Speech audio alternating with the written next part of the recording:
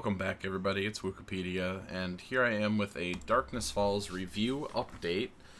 We played on alpha version 20.6 build 9, and the version of the mod is 4.04. So, played this game, this mod about a year or two ago, and they've definitely gone through a lot of updates.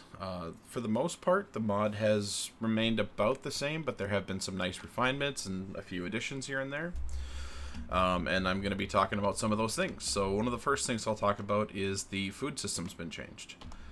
This is definitely one of the recommendations I had. I doubt it's because of me, but he has added some of the candies into the food system. So to explain, the roast dinner has like the health bar, so you can see all these here.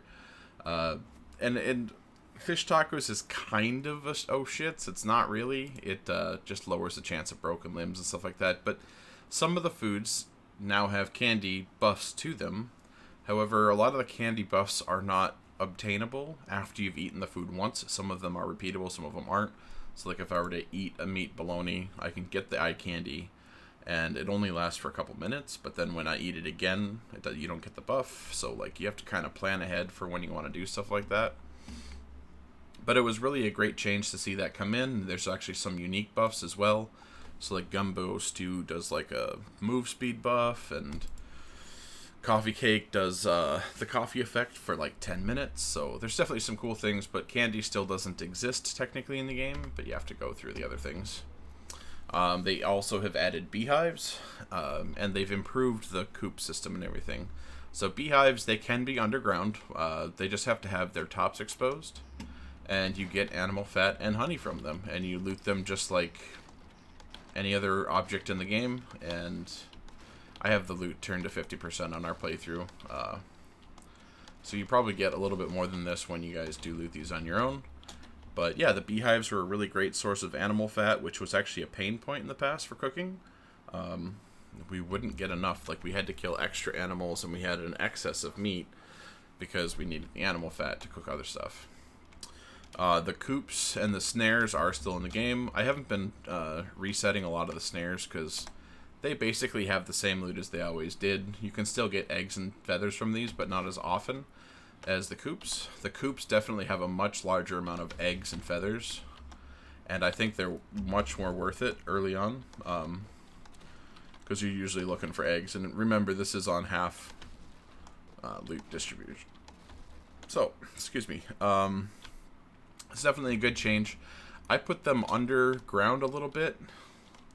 I'm not sure if they can actually truly be underground, but I put them flush with the ground, because when I first made them, they were getting walked into by zombies, and then the zombies would just punch their way through, because I kind of made a wall with them. But I put them like this, they all work just fine, and then they're basically level with the ground, and the zombies will walk over them instead of punch their way through them. We've been playing on this for about 200 hours. Pretty good playthrough. We kind of settled up with this trader. One warning with living by the traders: if they get attacked by zombies, they like to not work anymore. Be careful with that. We even had one die, and we tried respawning it with admin commands, and he just wasn't the same for a couple weeks, and now I think he's working fine. But the blunt weapons got mixed, so some of the skills and action skills have been merged. So blunt weapons are actually considered, let me see, like a club, a sledge, the fist weapons, the batons. All of those kind of got merged together, but only mostly. So I'm pretty sure that the blunt weapon damage is affecting all of them, but some of the things like the 7th strike, which was typically a fist weapon buff, I think that is still only affecting fist weapons, because you just don't get this buff unless you're wearing those. So some things are working, some things aren't quite working the way you'd think. But basically you just go blunt weapons now, and then they have a breaking and entering one too, which definitely works with crowbars. So the crowbar is considered a blunt weapon, and you can break stuff open very quickly with that. You don't need to, kind of invalidates lockpicking after the first couple days, as long as you get a crowbar. As soon as you find one, you basically just stop lockpicking. We did have our own special house rules. We were trying to make it harder and trying to change our gameplay a little bit. So we made it 3-hour days, and we cut the loot down to 50%. Now, at first glance, I would have thought, well, 3-hour days, that's going to be, crazy long days like that. That makes it easier. It actually made it a lot harder because we relied so much on the traders. We couldn't sell as much to them because they already had what we were trying to sell. And we couldn't buy as much from them because they already, they didn't refresh as often. We had to play for like a whole day before they would get a new set of inventory. And then also with a 3-hour day, you only get 5 missions per day.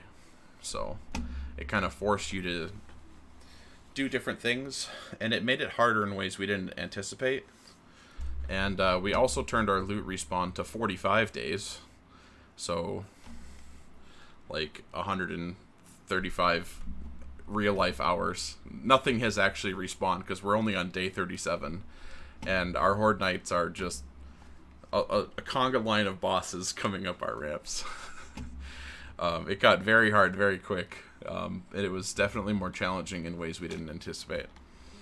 And the scout missions are still kind of weird. I'm not even sure if I'm going to be able to do this, but this scout here on this part of the map, yeah, she got attacked, so she's kind of like, I don't want to talk to her, she'll probably bug it. So she's going to give you scout missions to go all the way up here in this desert. Like within like a 1 square kilometer, kind of in the middle of the map, basically. So it seemed like all of the scouts across the entire map were sending us here. So we ended up just doing this scouts mission here up in the desert, because then we only had like 1.5 kilometers to drive back and forth. The quest line is definitely working now. The last version we played was an experimental dev version, and they're definitely working now. But they're still putting you into weird places. So if you can live near the center of the map so you can get the scout missions done sooner, it would be much more helpful for you as a playthrough. But I will also be doing class guides and kind of like another tips video, kind of updated, so I don't want to do too much. But vehicles, as you guys have seen, Darkness Falls added a lot of vehicles to the mod pack. I'm guessing through the addition of another mod, as many of these vehicles you'll be familiar with if you've played other mods. There was definitely a pretty good variety, but there could still be more. So early on, obviously, you have your bikes, your mini bikes. The dirt bike is like a fast mini bike, but it has a little less storage. The golf cart was like a 2-seater mini bike, basically. And then once you got into like the work trucks, the pickup trucks, and like the old semi, then you start getting into like the normal, like the vanilla 4x4 inventory sizes, basically. So this one has 7 rows of inventory, and this one has, I think it's probably 7 as well. Yeah. So like once you get to the old truck and the pickups, they have about the same inventory as the rest of them. The only one that we found that actually has more inventory is the box truck, which was kind of cool. So you could choose to go slower, have worse turning radius, but you have almost double the storage. The Duster, which is a biplane, don't buy it. I don't think you can craft this one. We bought it off a trader. I would have figured it would be faster than the gyrocopter. It was not much faster, if at all. It doesn't have a ton of inventory space, and it's incredibly hard to launch. The steering is reversed, whether you're on the ground or in the air, and when you're almost lifting off, it changes back and forth every second, and it's really difficult to steer while you're trying to take off. And you need a pretty good long runway, and yeah. The buggy wasn't anything special, the Hummer wasn't anything special, but the Marauder, this is basically a monster truck. When you're out in the wasteland, this is by far, just take the Marauders. You have to have a master mechanic to get it, but once you can make Marauders, that's all we really ever used. You throw a turbo in them, you're good. But early on, I would recommend the dirt bike. It definitely was one of the faster ways to get around, and this doesn't even have a turbo in it. So yeah. legendary weapons and stuff like that, they were definitely very rare, but with 50% loot, I guess that's kind of expected. We found a Porkins shotgun right away, but every time I repaired it, it got worse and worse, because it's not technically a shotgun.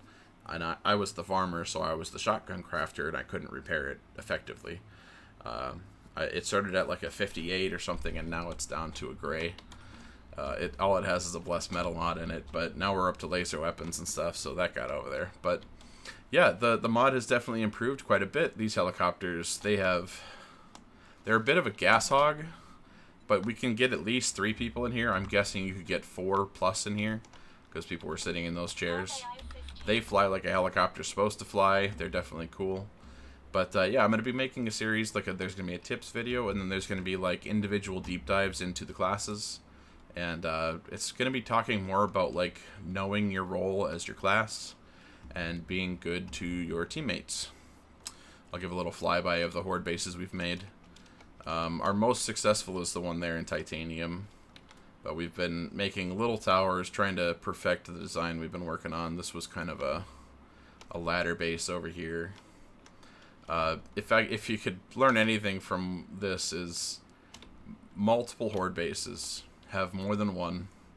Darkness Falls is crazy. There's always going to be more damage to the things than you think. Having another base to run to is invaluable. Have redundant bases. But I might have an extended version in the tips video on how to build this, but yeah, it's not real hard. You can see it. They jump up slow. That's it. But yeah, definitely highly recommend this mod pack. Definitely has a lot of end game potential in it. And if you've played it before, you'll know what you're getting into. It's still a great time to go through. Not any enormous changes. The quest lines are good. Highly recommended mod. Look for the new videos coming out soon. Thank you very much.